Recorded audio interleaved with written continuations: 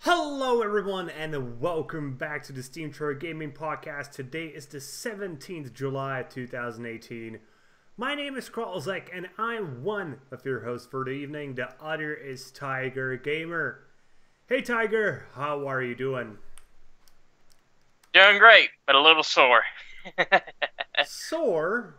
How so? Yep. Well, as our viewers can tell, we're doing this on Tuesday, and that's because the past 2 days I actually had to help my mother and my sisters move out of their house, so that was fun. Yeah, moving is always fun, but I bet you never had to move like 20 rooms in a single day. 20 rooms, dang. Yeah, you know, my parents, they own a hotel, so imagine that. And it happens twice a year, so you have to take everything outside of the rooms because you need to prepare them for carpet washing. Dang. So you just take the room out, wash the carpet, and you do that for like 20 to 30 rooms in a day. And then the next day you have to put it all back once the carpet is dry. Fun times, fun times. Oh, yeah. Yep. But we are not here about talking about how hard it is to move furniture. We are here to talk about video games. So Tiger, tell me, what have you been playing this week? I've been trying this game that I've had on PS4 for a while. It's called a Ys 8. It's spelled with Y-S. Mm-hmm. It's a Japanese RPG. It's part of a long-running series called Ys, and thankfully, like, you play as the same character as you do as in all the other games, but this is a self-contained story, so you don't have to worry about, not playing the others to get what's going on in this game. Okay. And how did you like it? So far, I'm really enjoying it. It's a little bit different. You start on a ship, and you actually become shipwrecked on an island. You actually have to, like, instead of like buying your items from shops or whatever, you actually have to like go and find the items and craft what you need. And if you need an item from somebody else that's part of your group, you can actually trade an item of equal value to get the item that you need. So and otherwise, it's a multiplayer game or a single player game? Single player. Okay. Yeah. And also, pretty much it's just your typical hack and slash RPG. Yeah, I'm looking at a trailer right now, and it looks very fast paced, like something's happening all the time. Yeah. But it's a quite old game. Oh yeah, it came out back in I think like 20.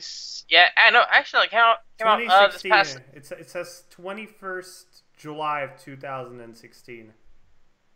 Well, that's when it came out in Japan, but it came out for the U.S. Back in September of 2017. Okay.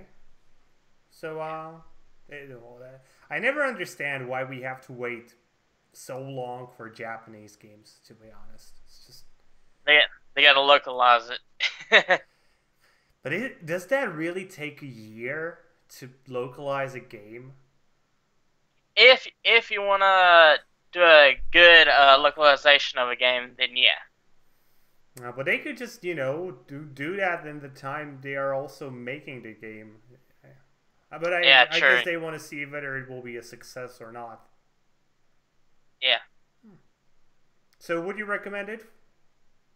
Yeah, if you never played any of the Ys games and you're kind of turned off by this being the 8th game in the series, give the game a try. You might like it.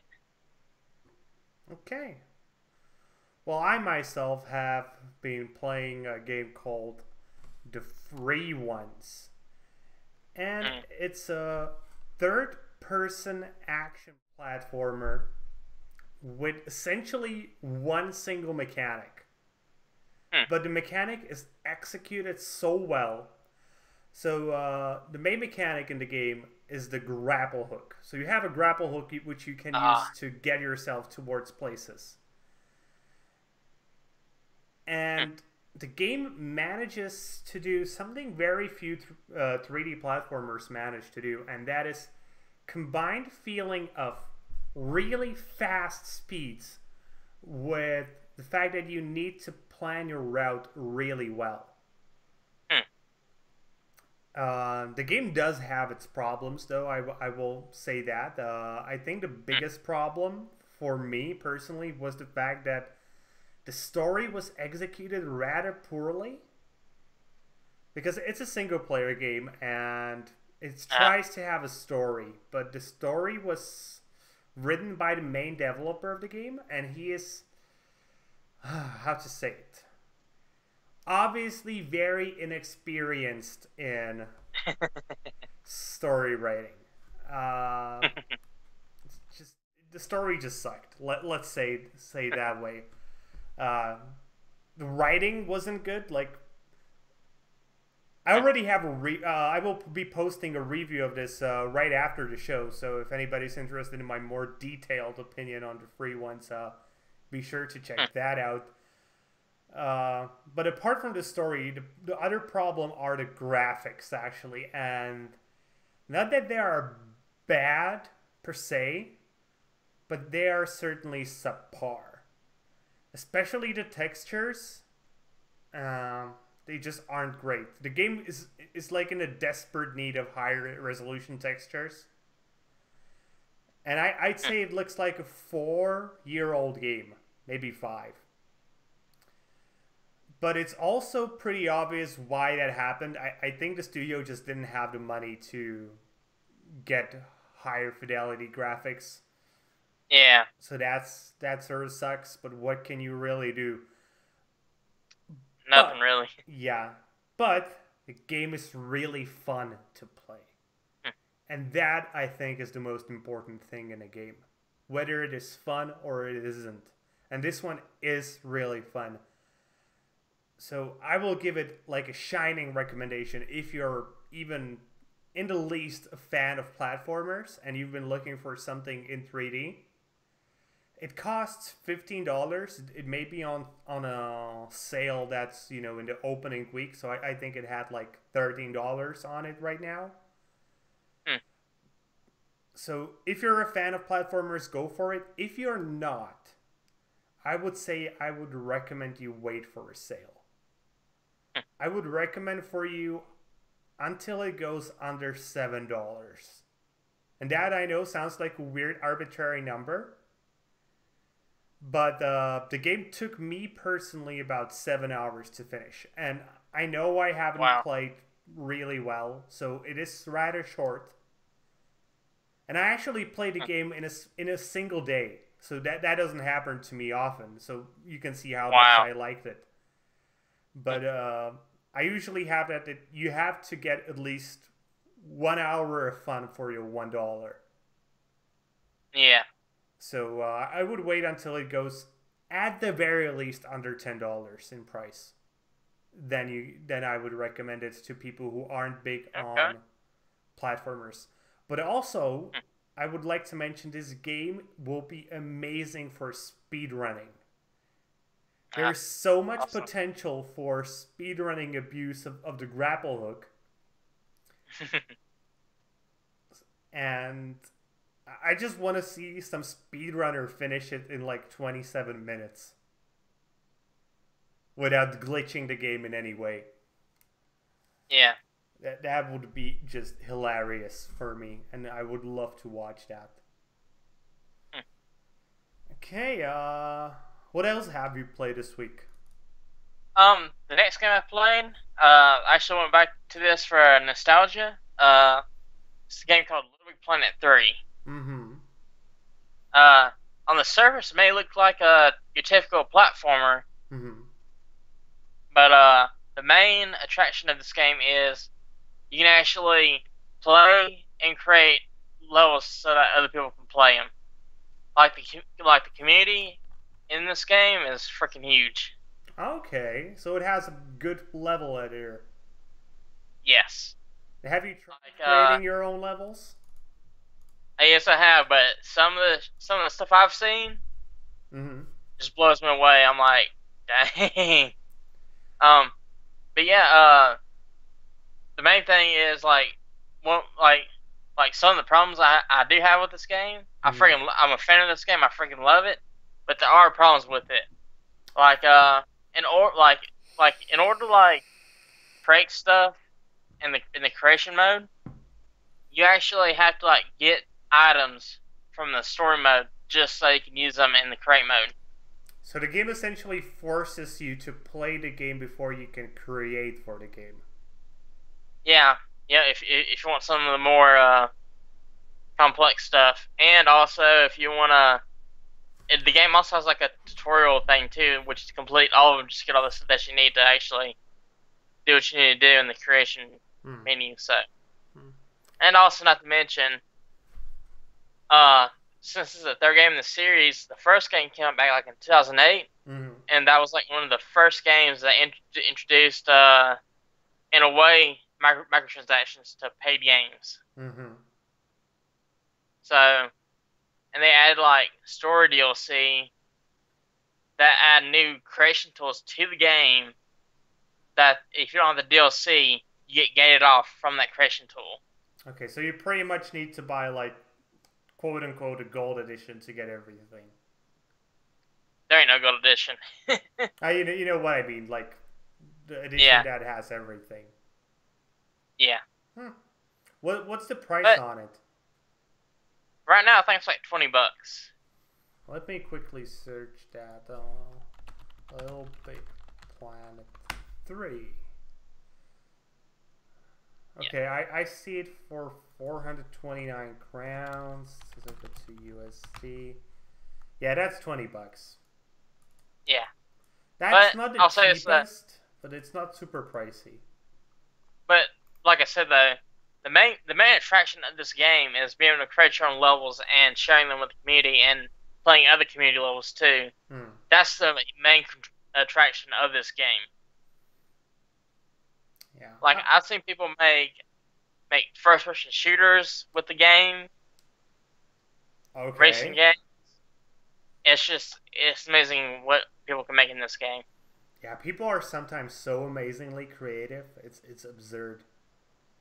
Yeah, yeah. And there's been a few times where I played a level.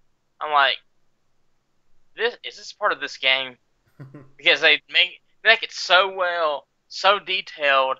It just blows me away. Yeah, people can be so amazing if they try. Yes. But yeah, if you have never given this series a try and you want to try it out, go and give it a try. But if you like the game, prepare to if you want some more of the creation tools, prepare to Mm-hmm. pay for it. Yeah. I've played one more game this week. It's called Insane Robots, Mm. and it's actually a collectible. Oh, I don't know. It's not a collectible card game. It's just a card game where you play as a robot and you're battling other robots. Huh. And you know what? It's not bad. It's not great, to be honest. The combat system is somewhat simplistic for my liking, but I can imagine this being a great game to introduce, let's say you're a kid, to card games, to the logic of how Yeah. card games work. And it does have complex mechanics. It does. And it gets more complex as you progress through the game because it does have a single player campaign, and I love the fact that it does. Awesome. But the problem, some of the mechanics aren't really that well explained to you, I feel. Like, for example, you have the option to combine cards together. But that's all the game tells you. It doesn't tell you that you can combine only cards of the same color. And there's no, like, way to really figure out what the games will combine into before you try it out. So I wish there was a mechanic that would like went went with you and showed you, okay, if you combine these two cards together, they could combine into this, Hmm. etc., etc. But I don't think it's a bad game. I think I would recommend it for a moment. It has really nice cartoony graphics, so that's also a nice thing.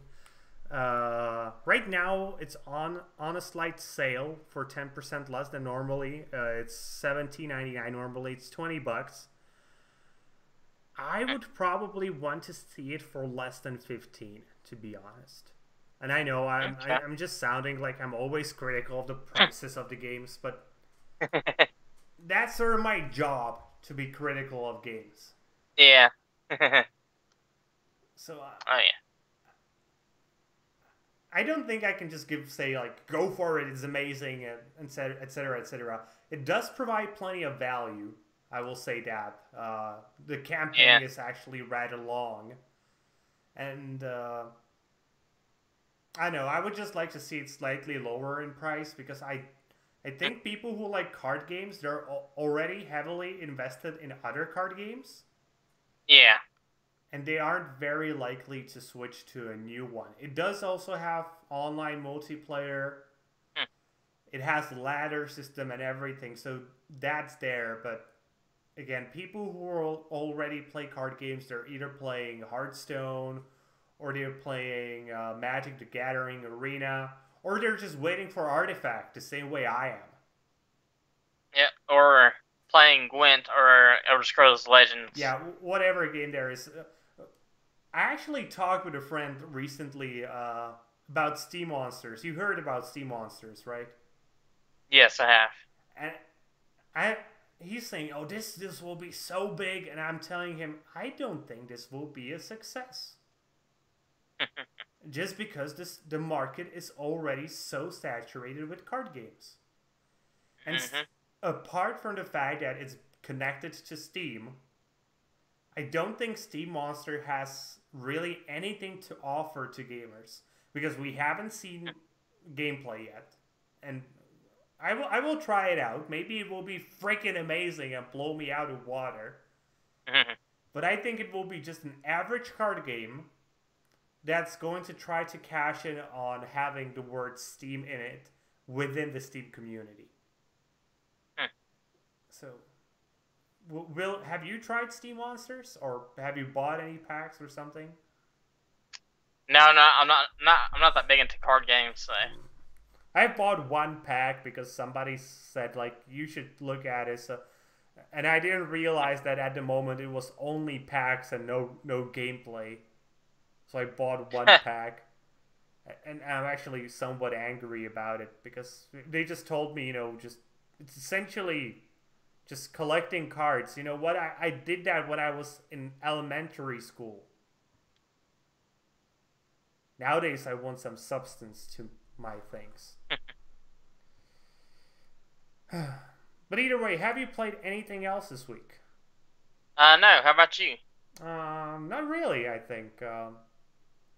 I've played a bit more of Rocket League, but I do that every week and I don't talk about it. I'm actually getting Yeah. close to getting into Diamond too, but I don't want to jinx Yeah. it. Yeah. Me. I've been playing more of Warframe. So. Okay, but I guess then it's time for us to move to the news. Yes. So let's start by talking about Epic, as apparently Epic is making so much money out of Fortnite that they decided to give money even back to the developers who have been buying assets in the Unreal Engine store. Wow. Previously the split was that the creator of the assets gets 17% and Epic gets 30%. And now it's going to be an 88-12 split. And apparently it's actually going to be retroactive. Meaning Okay. that people who have bought the developers whose assets have been bought since the store started existing back in 2014 will get extra money. We also know that about 8 million pieces of assets have been bought in total, with about 1 million of them being free assets. So that leaves us with 7 million pieces of assets that will give money to the developers. And I just find this to be good news. Yeah, that's real good news. There really isn't like anything to discuss about this. It's just like, good. I clap to you, Epic. You're being nice. I don't understand why, but good. Yeah. Because in the end, they could have just, left the money in their pockets and just gave bigger bonuses to their employees, but they decided to be nice for the community. Yeah. I don't think. Good on them. Yeah, we don't see that often enough in the community and in the industry. Okay, moving on to another piece of great news. So Guardian Con 2018 took place last week. It was a gaming convention in Tampa in Florida. And they had a goal of raising $2.7 million because they wanted to donate that to the St. Jude Children's Research Hospital. And by the way, to give you like image how insanely costly it is to run a hospital, $2.7 million is their daily cost of operation. Dang. But Guardian Con actually managed to raise over $3 million during their streaming events. And again, there's really not much else to say about it than good. Yeah. One thing that I think is worth mentioning, though, is that someone anonymously donated $100,000. Dang. That's just amazing. It happened during Ninja's stream of Fortnite, obviously. But man, that's just awesome. Good on you, man. I hope you donate further in the future. Yeah. Okay, let's continue on. We still have good news today. Today is a good day, actually, for the most part. Yeah, really. Let's talk about a Binding of Isaac card game Kickstarter. So, Binding of Isaac, probably most of you know this riddle roguelite game. The developers have actually decided to create a card game out of this. It's going to be called The Binding of Isaac 4 Souls. And they had a Kickstarter event for it. They originally requested $50,000. Guess how much they have? I would say over $1 million. Yeah, they have $1,383,000 at the moment from 19,000, almost 20,000 backers, and they still have 9 days to go. And honestly, I'm waiting for my girlfriend to get back from vacation with her parents. This seems like a great game for to take with you on vacation to have something to play. Oh yeah. So I might be a person who actually pledges to this. I've been thinking about pledging $35, which would mean I would get the game in a gold box, expansion pack, and other little shit things. But you can go up to it's no longer available because people have already taken it. You could pledge $1,111 or more, and you would get the game and a bunch of stuff like a signed retail copy of the Basement Collection, a signed retail copy of the original Binding of Isaac, 2 handmade figurines, bunch of stickers. One thing that confuses me: 2 to 3 resin poop magnets. I'm not sure what a poop magnet is. I'm hoping it's just like a magnet in a shape of poop. Yeah, that's what I was thinking. Because otherwise, The other thought in my head was like, you eat something and then you poop it out. I hope that's not the case. Nah. But this game again, it looks really good. If you have any interest in tabletop gaming, yeah, go for this. It looks really good. Okay. Moving on from this, we have something I would call neutral news. So Overwatch League will take place on TV. More specifically, it will take place on the ESPN channels and some of the Disney-owned channels like ABC or Disney XD. And it actually already is happening. It started on June 11th, where the quarterfinals for the esport already took place. What do you think of this? Do you think people really want to watch Overwatch on their TV? I would say people that don't have access to good internet, yeah.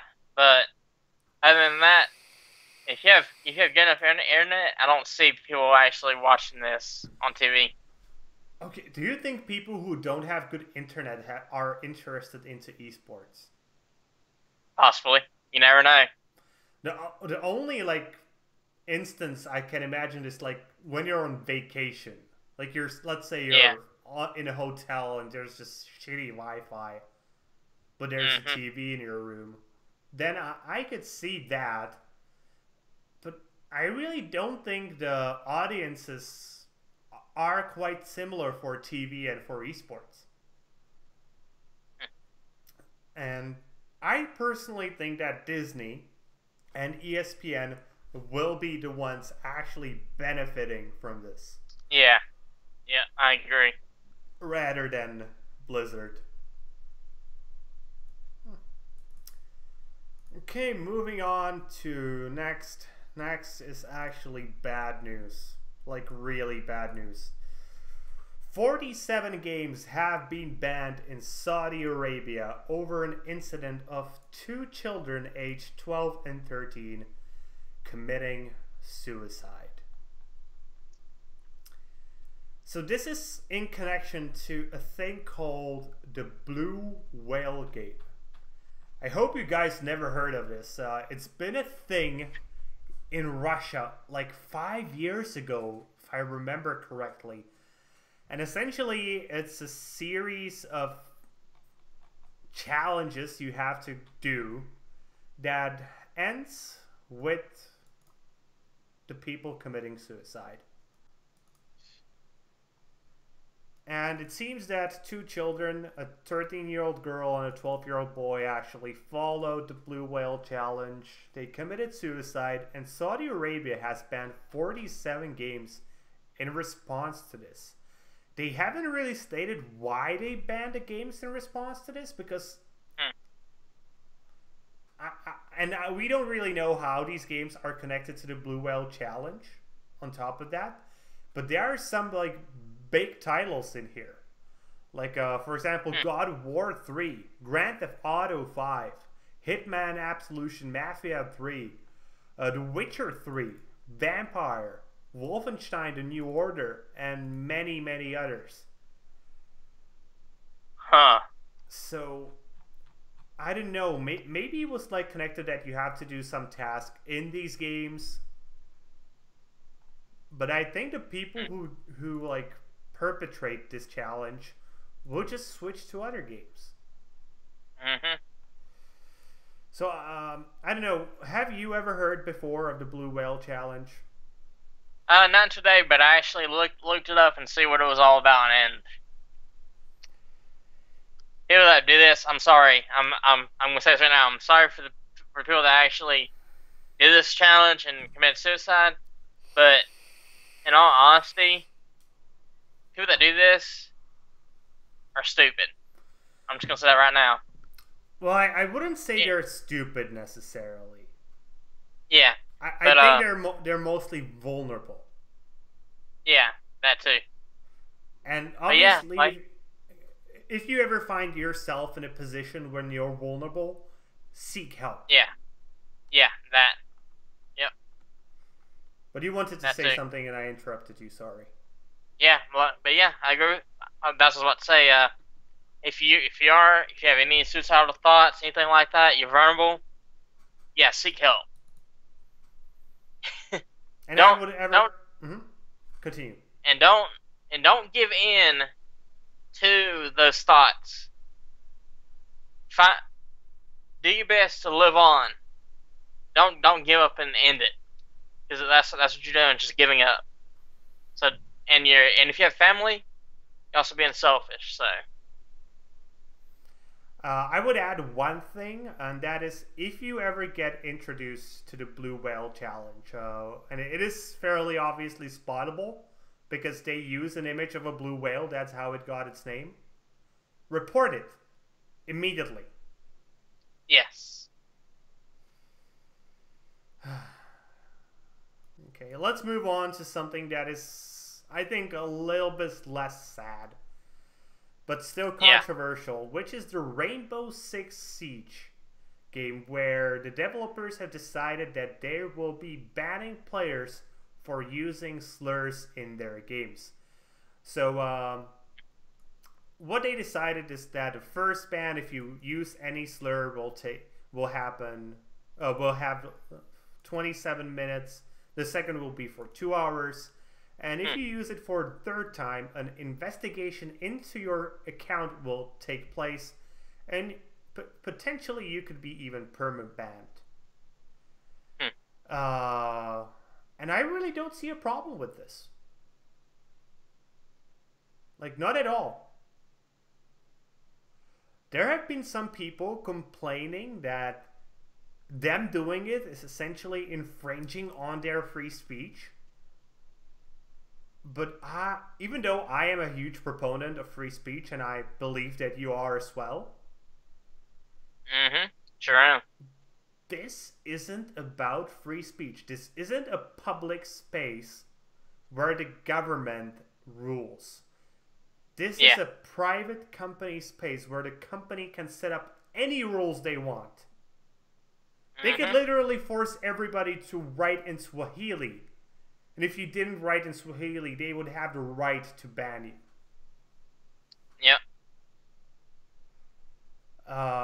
An interesting comment I got on a video I did about this in the regular news was that the developers are not publishing the list of slurs that are being banned. And that's where I have to agree with him. The company should release the list of slurs that are not allowed to be used. Also, he was complaining about the fact that like words like Negro that mean specific things in other languages. You know, in Spanish it means black, like the color black. Yep, sure it does. People are getting banned if they speak in Spanish and they use the word black in Spanish. They say Negro or write Negro. Yeah. Yes, that is potentially a problem, but again, the company has the right to ban whoever they want in the end. Yeah, and if you don't like it, go play another game. Yeah, that has yet to enforce these game bans on them. Pretty much. Yeah.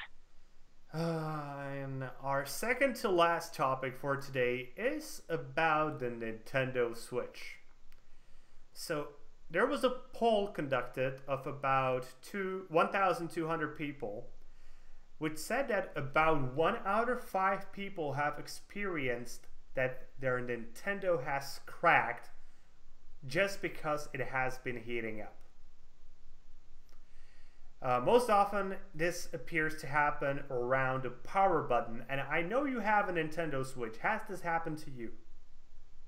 As far as I can tell, no, it has not. In fact, I got it right here. I don't know if y'all can see it, but my Switch is still doing pretty well. Well, did you get one of the first ones, or did you wait for a moment? I got mine in May of 2017, so... Because there have been reports that it has been fixed in the newer versions, but if you were one of the who got the very first version, you have almost a 50-50 chance of it happening to you. Mm.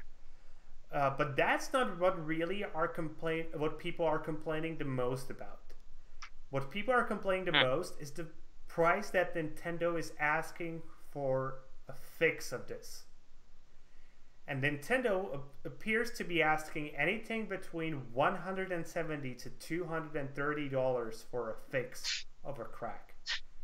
And people have been capable of fixing it for about $10 themselves, with just, buying random shit on the internet.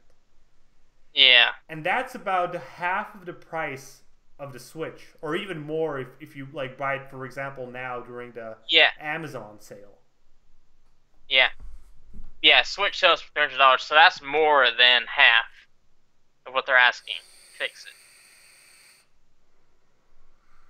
So what do you think of that? Do you think they're just asking too much for a fix?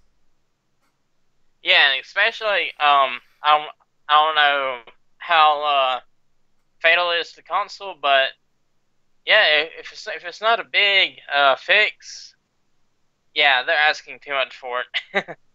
Yeah, I can certainly imagine people being pissed about the amount of money that they need to pour into like a crack on a Switch. Like, Yeah. honestly, like if I would be to decide between paying $230 and just buying a new one for $300, I just might go to buy a new one. It Yeah, seems really. like it's almost the Apple route of fixing Yeah. things. Just buy a new one.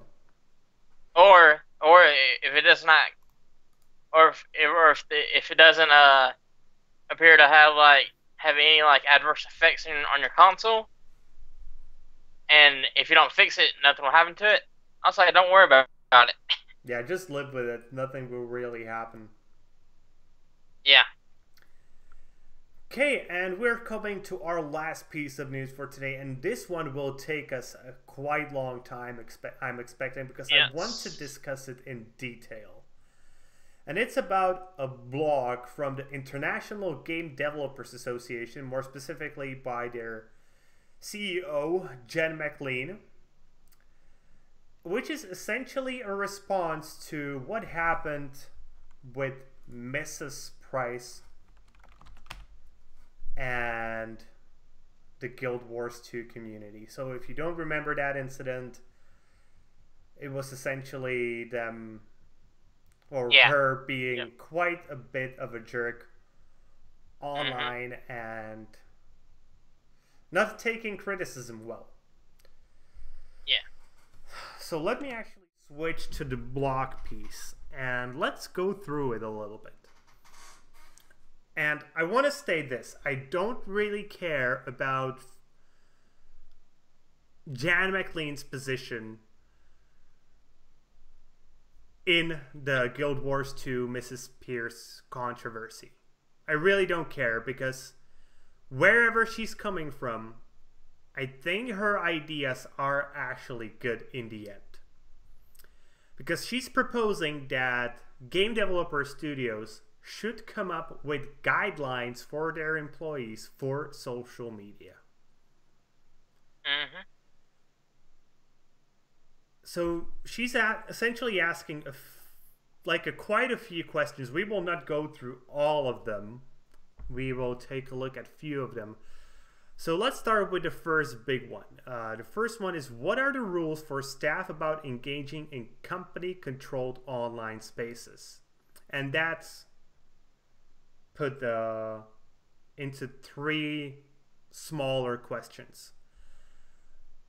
These ones are actually, I think, fairly easy to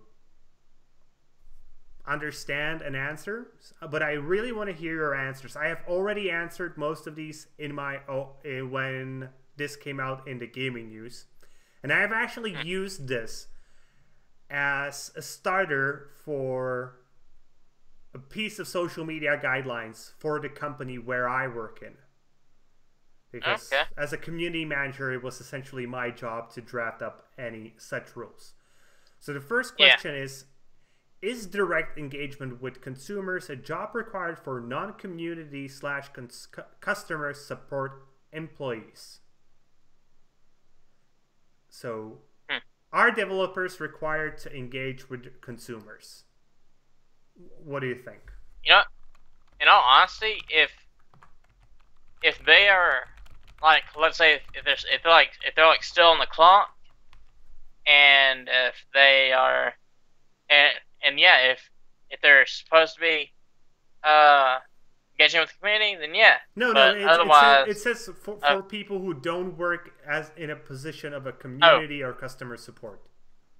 For let's no, say they're not coders. required. Yeah, I think here it's pretty obvious that you could just say Yeah, no. It's not no. required. Second one is if non-consumer staff is engaging directly in company spaces, are they allowed to disagree with consumers? If so, how much disagreement is acceptable?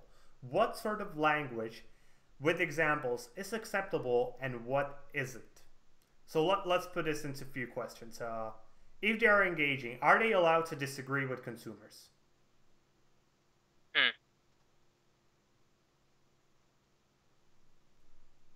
Uh, in all honesty, they're consumers, and you gotta make sure you gotta try and keep them coming coming to buy your product. So I would say mostly no. You would say no. That's interesting. I would say they are allowed to disagree. The bigger question is essentially the combination of the two other parts of this is how they are allowed to disagree. In what way? Especially what sort of language is acceptable and what isn't. Yeah. So, Now I will say this though.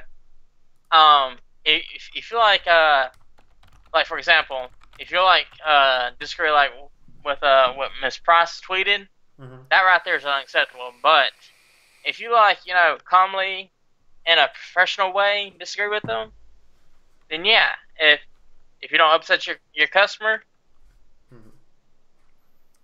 So let me actually social media rules, because I have actually written the social media rules for our company. So let me read you how exactly I wrote this.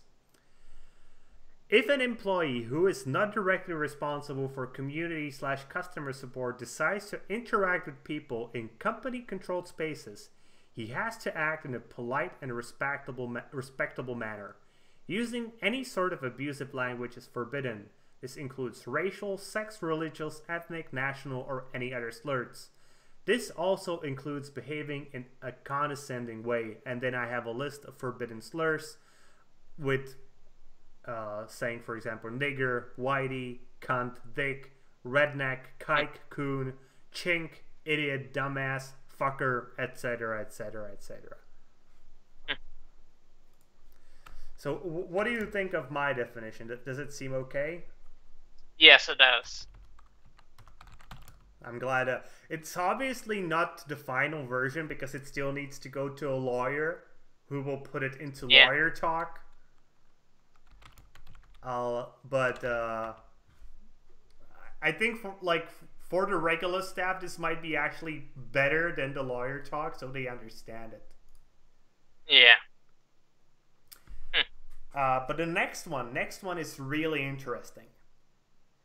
If a consumer is behaving toward a non-consumer staff in a way that the member feels is inappropriate, condescending, or exhausting, is the staff member allowed to disengage?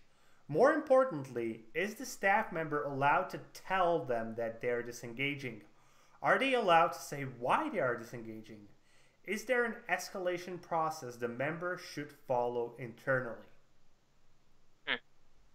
So what do you think of this? Well, if they feel like they need to disengage, they should be able to disengage with their conversation. So, and are they allowed to tell them that they are disengaging? And why? Yeah. Yeah.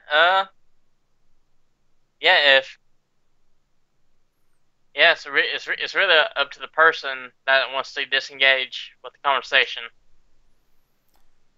So I actually set up a rule of how our staff has to disengage. More precisely, Okay. I said that they have to contact a member of community or customer support and tell them to deal with the problem instead of them. Hmm. Because I don't think it should be developers who are doing this. Yeah. And obviously they are not allowed to attack or antagonize the consumer. Yeah. So I pretty much said, yes, there is an escalation process, and the process is once you don't feel it's appropriate anymore, you go to somebody from customer support or the community manager. Yeah. But what I don't like here is the fact that it tries to bottle 3 different things into one. Because the inappropriate, condescending, and exhausting are 3 very different things.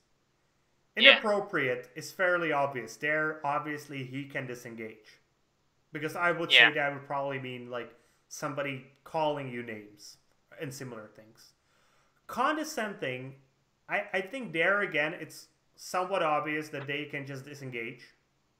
But when it comes to exhausting, I'm not so sure there. Because the definition of exhausting can vary a lot.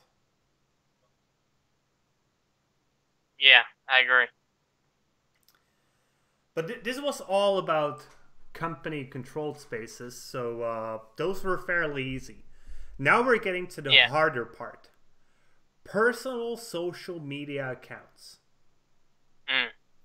So first of all, are the staff allowed to have personal social media accounts on which they identify themselves as an employee of the company or on which they share their role at the company?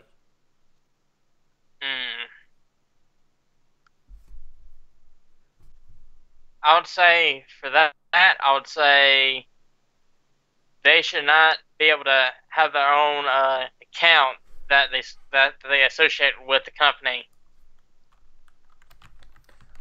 Well, I personally decided that they are allowed to identify themselves as a part of the company, but if they do, they have to follow the standards that I essentially read before. That they cannot attack, they cannot use slurs, etc., etc. The second one is, are the staff allowed to discuss non-confidential aspects of their job on their personal media accounts? That would probably mean things like, oh, job was super exhausting today, we did so much work, for example. Now that, I would say, if they're not giving out any secrets or anything, then go for it. Yeah, pretty much what I said again. Then we have, are staff expected or required to engage with consumers on their personal media accounts?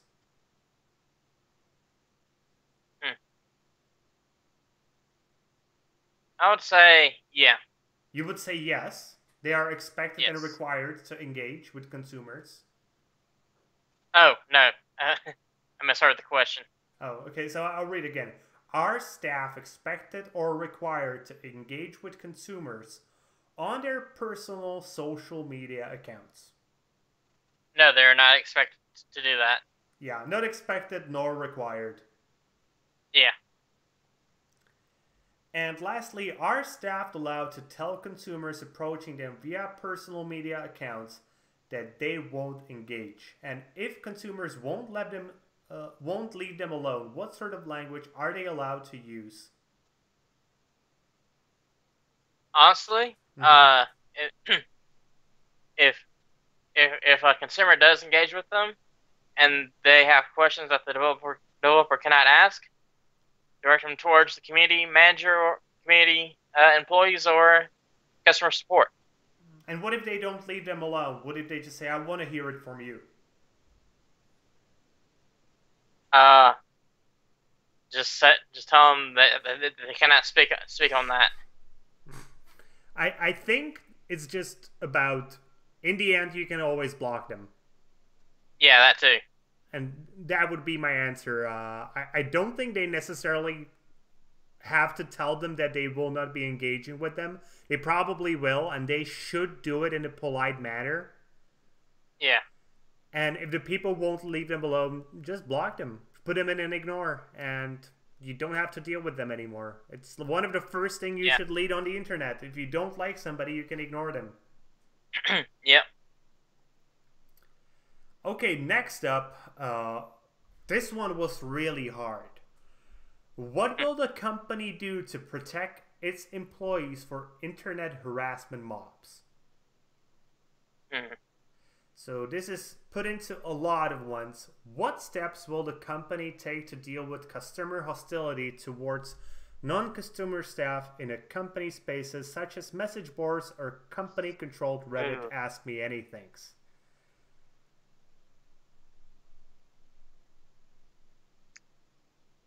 I would say have people moderate those forums and all that, so they can rule out the hostility and the people that actually want to have genuine conversations with the employees. I agree, and that's pretty much what I put in. Next up, this one is hard. If a targeted harassment campaign is directed at a staff member or members, what steps will the company take to protect them?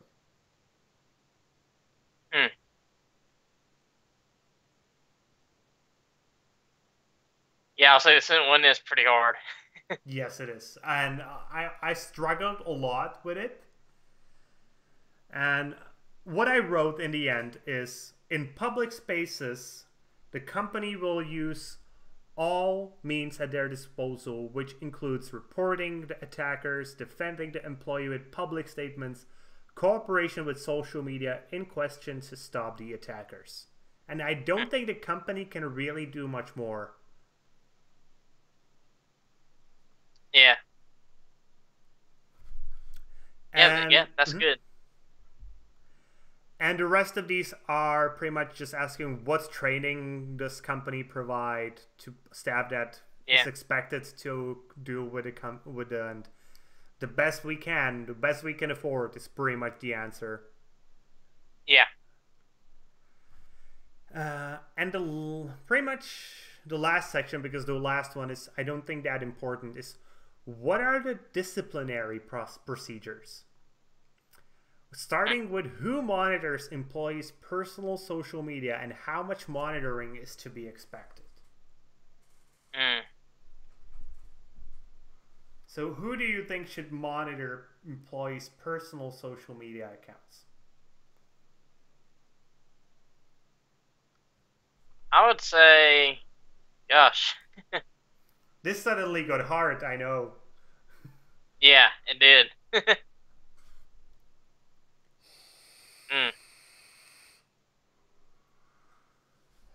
So I personally wrote that it will be me or their direct superior. Yeah. Yeah, I also was thinking either the superior or the community manager. Because like you need one of those people to monitor, because otherwise the employee might break the bond between them and their consumer. So this allows us to pretty much skip the next question because it's our managers responsible for monitoring their direct employees. I think yes, but it also depends on the company. You know, it's not necessarily it cannot just be the community manager. But if it's a smaller studio, maybe you don't have a community manager, then it will most likely be your direct superior. The next one I think we can skip because that is not really important. But what is the disciplinary process, if necessary, and who is involved? So what do you think a disciplinary process should be if employees screw up on social media? All right, they scoop on social media first. If the first time ain't too serious, Mm-hmm. I'd say well, this would be difficult, but have them on a shorter leash on what they can post on social media, and if they have more than one offense, Mm-hmm. then and if it's even worse than the first time, of course, get fired for it. So I pretty much have it like this: employees who do not uphold to the standards that are laid out before in this document will be subject to following disciplinary measures based on the severity of their transgression. Yeah, And I have a verbal reprimand, a written reprimand, lowered wage, and a discharge. there you go. And when it comes to who is involved in the process, I have it that it's their direct superior, the community Yes. manager, and potentially even the CEO of the company in some higher profile cases. Yeah. And the last part is pretty much just about whether the employees are allowed to play the game. And I think the answer here is pretty easy. Yes, obviously they're allowed to play, but they have to. If they're playing on a company account, they have to uphold the standards. And if they're playing on a private account, they have to follow the rules that are set for everyone else. Yeah. I don't think Yep. there's anything to contest here. No, I agree. So, what did you think of this blog post in general? I think I think this is a good this is a good guideline to follow if you're a game developer and your employees use social media. Yeah, I thought so as well. And even though I don't really care about where she was coming from, but it seemed pretty obvious she was on Price's side from the way the questions were posed. I don't care. Yeah. The questions she posed, or Janice, I think it's a woman's name, it sounds like it. The questions she posed are good questions and need to be answered. Yeah. And because we live in an age of social media, and sadly it's very hard to get away from them, and everybody has their own private social media accounts, there Yeah. probably have to be some guidelines. I'm actually glad that it came out at this time because it allowed me to perform. It will allow me to perform my job better. Yeah. Really. Okay, and that's it for the news today. Man, we spent almost half an hour on this topic alone. Yeah. I told you, I warned you, it's hard and complicated. Yeah. I agree. But we got through it. Okay, let's move on to the last section of the podcast. Let's talk about the game recommendations for the upcoming week. Do you mind if I start? Go for it. So the first game I would like to recommend is called Mechanism. And it's a 3D action adventure game, or adventure puzzle game, something in between, made by a single developer. Oh, wow. About a robot who is alone. Oh, wow. And the game looks freaking amazing. I love the style. It's like a steampunk style with, I don't know, I would call it a bit of depression added in. Like everything's on the brink of just breaking down. And I just can't wait to try this game actually out. I will be definitely reviewing this week. Okay. Because I just love the style. The style just looks so freaking amazing. The game is coming out on the 19th, so in about 2 days. Sadly, we do not know the price at the moment. But yeah, it looks amazing. And if you're a fan of good-looking adventure games, this might be totally up your alley. Yes. What about you? What do you have to recommend? Uh, this actually game that came out last year, but they added some DLC to it, and they released it as a full game. It's called Sonic Mania Plus. Mm-hmm. They So I'm gonna they've added assume it's a some, Sonic game. yeah. They added some new characters and some new game modes. So if you've yet to play this game, I think now would be a good time to go and give it a try. Okay. When is it coming out? Is it already out? I believe it came out today. Yes. Awesome. And do you know the price? No, I do not. Okay, let's quickly search for that, because people might find that useful. Yes. So it seems... So I see it for the Switch. I don't see it for... Oh, okay, here it's for PC. No, that's again for the Switch. Is it for PC as well? Should be. Then... yeah, it's coming out today for... No, that's just the DLC pack. So Sonic Mania itself is $19.99. But plus... okay, so you can just pick up the DLC for $4. Yeah. Yep. Okay, the second game I would like to recommend is called Pool Panic.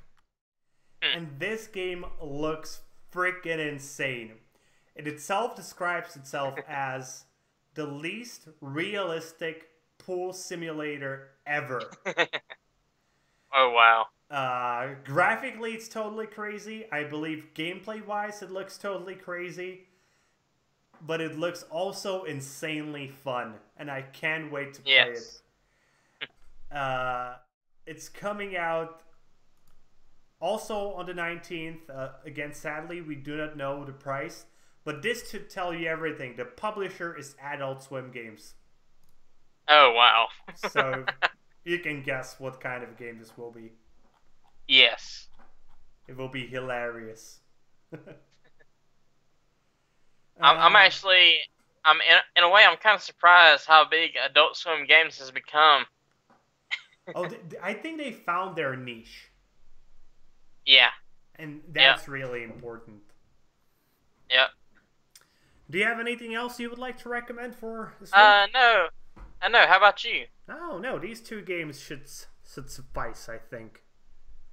Yeah. Unfortunately, it's the middle of the summer, and not that many games are coming out. I think this is the benefit of the PC, as many indie games, good indie games, tend to come out in the summer. Because nobody is releasing anything big. Yeah, I agree. So, let's slowly bring the show to an end, and let's do that traditionally with a bit of shilling. So, do you want to start? Yes. You can find me on YouTube as Tygergamer, and find me on Steam at Tygergamer. And you can find me at YouTube as Kralizec Gaming, and on Steam at Kralizec. We both hope you enjoyed the show, and if you did, please consider giving us a thumbs up here on YouTube and subscribe to the channel. If you're watching on Steam, maybe you want to give us an upvote and follow the blog. Either way, be sure to leave a comment, and be sure to tune in tomorrow, because the gaming news returns tomorrow. See you guys later with more gaming content. Yeah, have a good one.